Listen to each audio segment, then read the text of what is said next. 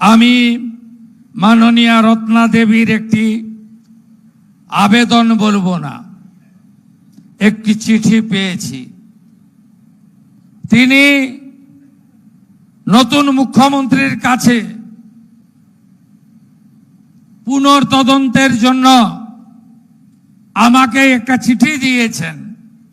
যেহেতু high court supreme কোর্টের ডাইরেকশনে কোর্ট মনিটরিং সিবিআই চলছে, তাই আমি মুখ্য সচিব সহ আমাদের সব এক্সপার্টদের সঙ্গে আলোচনা করে 1952 সালে স্পেশাল কমিশন অ্যাক্ট তার আওতায় উনার চিঠির পরিপ্রেক্ষিতে পুনর্তদন্তের ঘোষণা আজকে করে গেলাম। তার সাথে সাথে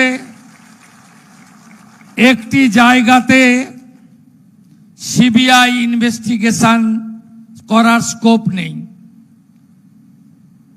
brutally rape and murder 14 August 2024 পরিকল্পিত আর্জি করে ভাঙচুর আর আর্জি করে ফাইন্যান্সিয়াল করাপশন, এই তিনটি বিষয় সিবিআই কে কোর্ট দিয়ে রেখেছে। রাজ্য পুলিশের ঢোকার সুযোগ নেই। কিন্তু একটি জায়গা আমি খুঁজে পেয়েছি যেখানে রাজ্য পুলিশের ঢোকার সুযোগ রয়েছে, সেটা হলো ক্রিমেশন ঘাট, Natagarh, Kadamtala, CR park, under ঘোলা পিএস। এখানে আমরা আশ্চর্য হয়ে যাবেন, সিরিয়াল 3-তে ছিল, 1 করেছে। ক্রিমিশন কস্ট হয়, দিতে হয়। ক্রিমিশন কস্ট বাড়ির লোক দেয়নি, সিগনেচার করতে হয় বাড়ির লোককে। Any close relative, no signature. এখানে নির্মল ঘোষ, সোমনাথ দে, সঞ্জীব মুখার্জি,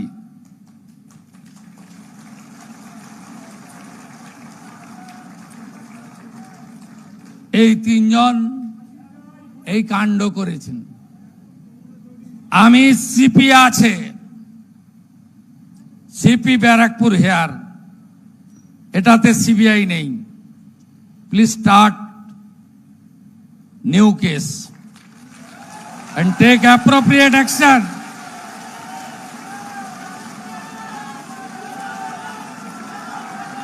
আমার যা করার আছে করব। অভয়া বলিনি, অভয়া বলিনি, অভয়া বলিনি, অভয়া বলিনি। মানুষ আমাদের জিতিয়েছে অভয়ার বিচার দিতে। আমার লিমিটেশনের মধ্যে আমি কমিটেড, আমি কমিটেড, আমি কমিটেড।